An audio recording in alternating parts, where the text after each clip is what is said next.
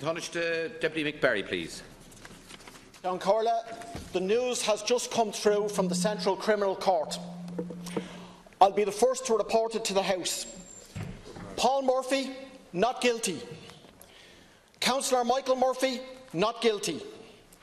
Councillor Kieran Mahan, not guilty. Frank Donaghy, not guilty. Michael Banks, not guilty. Scott Masterson, not guilty.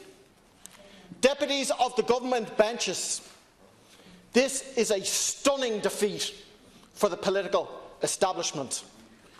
You wanted, the political establishment in this country wanted, to create a powerful chill factor, a powerful warning against anyone who would engage in serious protest against governments, against austerity and against the anti-working class agenda. You have failed. I am calling now that all the remaining charges in the other Jobstown trials be immediately dropped. Immediately dropped.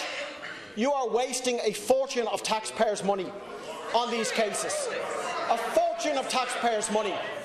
More than €10 million, more than €10 million is to be spent on trying to make out that Jobstown were guilty. So let's save some money here. Let's be prudent.